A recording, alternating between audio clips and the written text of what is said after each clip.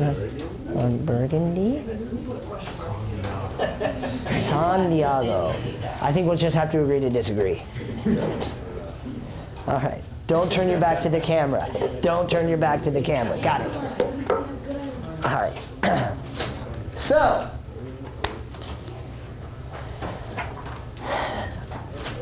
many of you have expressed a concern. Something to the effect of, I would love to pick a lead, but I don't know any of them. Okay, let's review leads. Let's start with reviewing leads.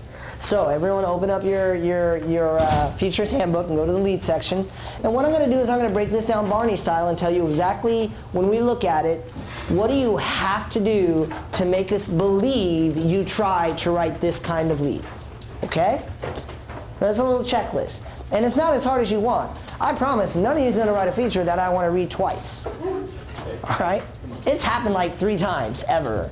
But this is a basic course. So we expect you to show us, I will be better one day, but I understand right now that this is the beginning. And that's all we want, the beginning process. So someone who's already up to speed and is on the right page, what's the first type of lead it talks about? Thematics. The summary lead? Summary lead. First thing I'm going to tell you is the summary lead is not the easiest one. It's not the one you write when you don't know what your options are, because it's actually the hardest type of lead to write. What you cannot do, what you must not do, is present to me a list of things I already knew before I opened your feature. Sailors have to deploy. Also in the news, water, wet. All right? Deployment means you have to be away from your family. Well, shoot, I thought I was going to shove them in my sea bag. Darn. You can't go through a list of suppositions. You also cannot go through a list of your opinions. You also cannot give me any of this, some sailors believe, and most times it's hard, because either I don't believe you or I already know and I don't care. So your summary news lead is a minimum of 3 facts that logically build to your nut graph. In fact, let me see your lead. Where's that at? They jacked it from you, huh? He's probably reading your lead right now. I haven't read his lead yet, but it sure sounds like a good plan. What he has is the number of people who are veterans that are today unable to access. Oh, you got it? Yes, sir. It was Okay. under my stat. Let's see what he had. Do you mind? No, that's fine. All right. It says the year 2018 will force 1.3 million active duty service members to make a crucial decision regarding their retirement benefits. 1.3 million active duty service members are making a decision. I didn't know that. This window to make that decision is closing, ranging from January 1st, 2018 to December 31st, 2018.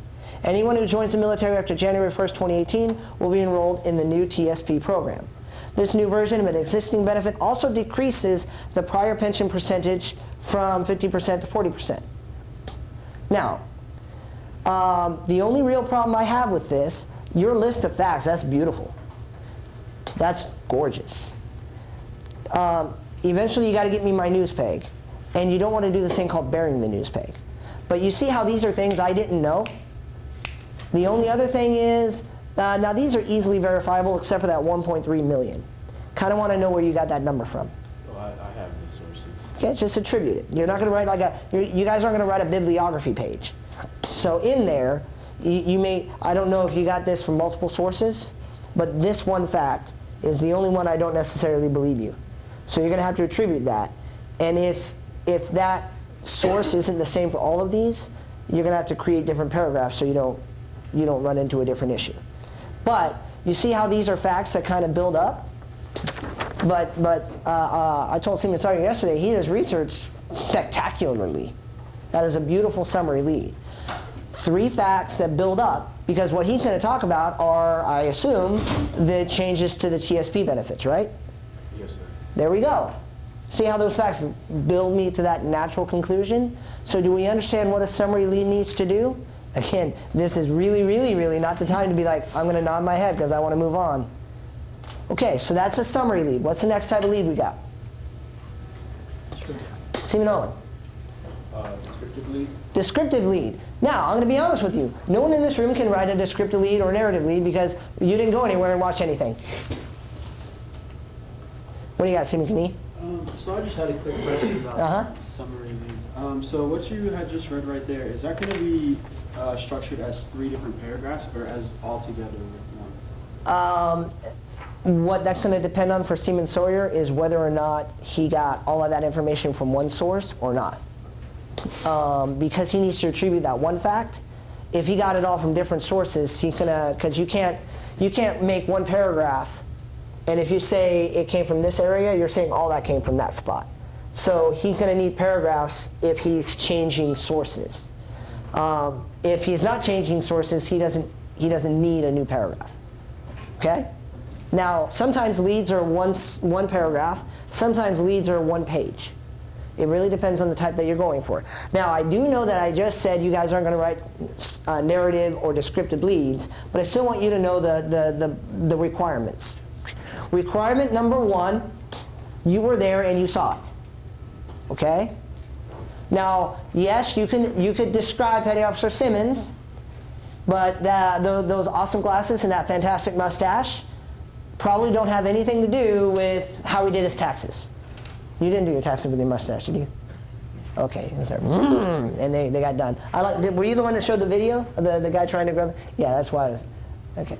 Anyway, that being said, like, that tattoo's awesome. And if you're writing a story about tattoos, then describing his tattoo on his right forearm might be relevant. But it doesn't do it, like, unless that bird, the ink is actually a combination of tax codes, not going to do anything for you. So that's why I don't expect to read any narrative or descriptive leads.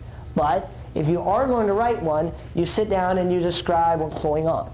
Now let me backpedal one more second and talk to you about a different kind of summary lead. A different kind of summary lead feels like you're describing, but you're not. Another way to do a summary lead is, let's say you're doing a story on mentorship.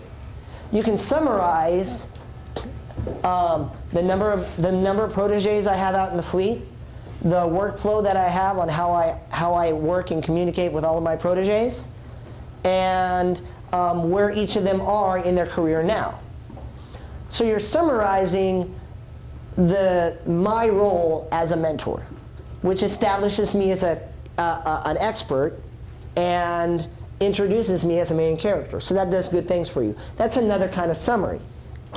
So when you introduce it, another way out, if you need a summary, is, hey, let's go down the list of what are your accomplishments as a career counselor, or what are your accomplishments, you didn't interview anyone who actually does taxes, so that's not such a thing for you, but like, hey, Petty Officer Simmons, you've been in the Navy 16 years. He's seen a uniform change or 2.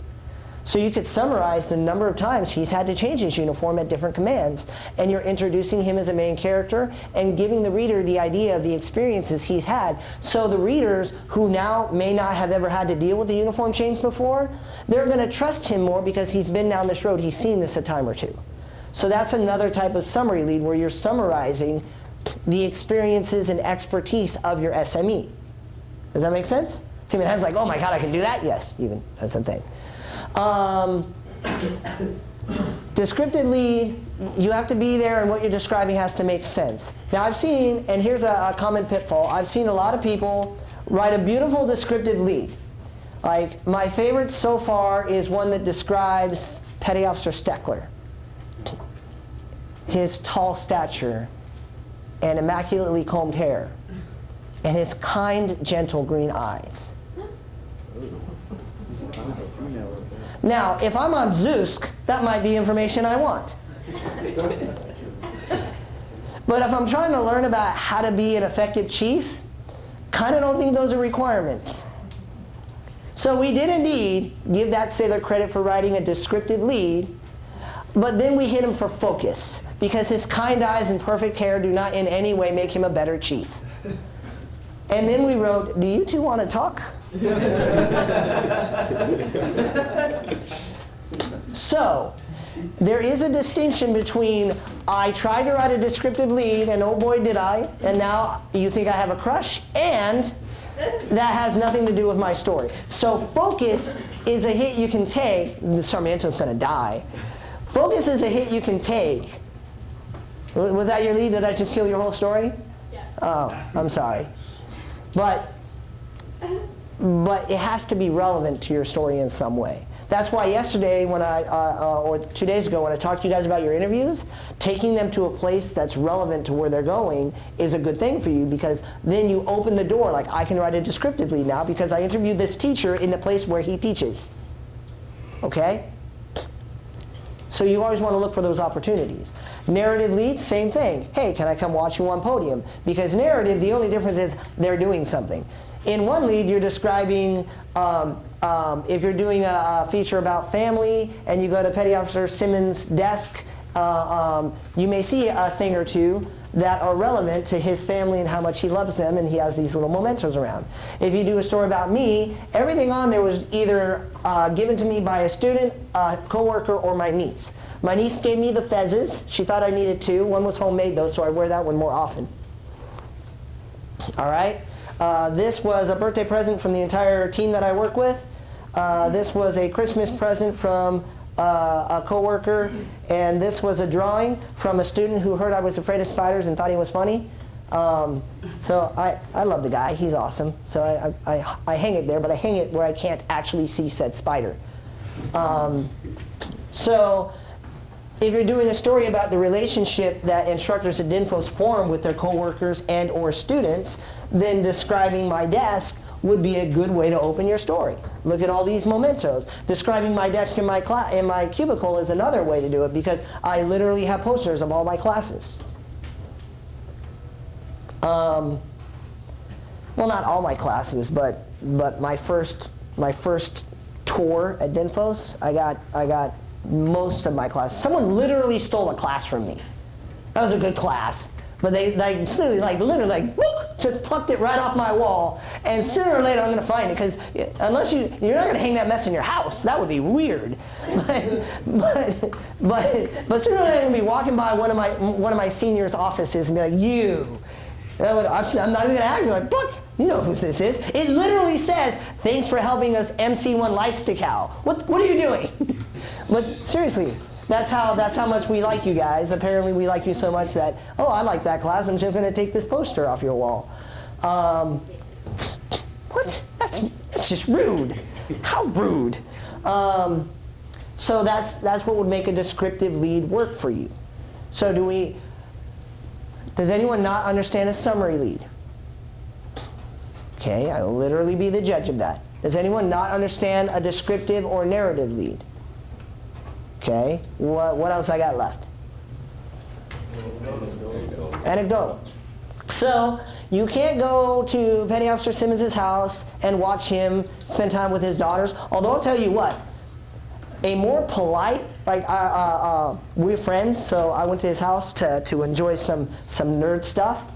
And I finished a meal, and I put my plate down, and his older daughter, came out of nowhere, grabbed my plate, took it to the sink, rinsed it, and put it in the thing. And I was like, teach me. How did you do that? I still don't know. I did briefly, I'm like, good job. I was like looking for the chip where he inserted it in her brain, because that's the only way I would pull that mess off. Good parenting's not like it, but apparently he got that mess worked out, because that was awesome. I was like, really? Really? But you can't go and watch and observe that stuff. But what did I just give you about an example on his parenting skills? I just gave you an anecdote about how I observed what an awesome parent he is. All right? I'm sure his wife also contributed to the raising of that adorable young woman. But the point of it is, if you can't go and observe a thing, go to them and ask them about a time that you would have observed if you had that ability. So, can we breathe a minute? Do we now know, now, what you're left with when you're looking at your story is, well, what do I got? Very unlikely you can describe them. Very unlikely you can narrate what they're doing, because you just didn't have that opportunity. Now you're more aware when you start thinking about features 1 and 2. Can I go watch this event? Can I do this interview somewhere that's relevant to my story? That you can think about that. But you're currently left with, I either have this information and I can do this, or I need to go get this information. That's something we'll worry about later on today. It's okay if you look at your stuff. If right now you're sitting there like, nope, don't have any of that. So you either need to do research to get a good summary together, or you need to do a follow-up interview to either get an anecdote or get the list of experience or expertise that they have. But if you know what you need to do to fix the problem, you actually are just fine. This is the way it works with features. I actually meant to bring, I just finished first draft of a short story I'm working on with an anthology. And I wanted you guys to be able to see like an example of how I draft a thing. Because my first draft has a whole lot of like, okay, pretty solid sentence. I wish I understood grammar or sentence structure, but here we go. We're doing all right. We're moving along. You know what I mean? And then eventually, I have a big parenthesis, like one of those math things you see, and I write, find out what this is. Go back and check spelling. You've written this 3 different ways. Pick one. Seriously, little notes to myself. But I just pounding out the draft. I'm just trying to get this thing finished, because when it's done, as I'm rereading it and fixing it and editing it, I can go back and fix it. And it's easier that way. The hardest thing in the world in writing is sitting down and writing the first word. It's really the hard part. After that, you realize you make up whatever you want, and sooner or later it'll either fly by your readers or it won't. But that first word is the hard part. And why it's hard is you know that that first word is literally how they're going to judge you. All right, first impressions are a thing. So some of you, if what you realize you need is like, hey, get an anecdote. Put in parentheses, going to do an anecdotal lead, get this information from whomever. And then move on in your draft. But finish your draft, because what you want to do is you want to get to a place to where you go do your follow-up interviews, or at least I love doing this. I go up with my follow-up interview and I have that actual draft in my hands, and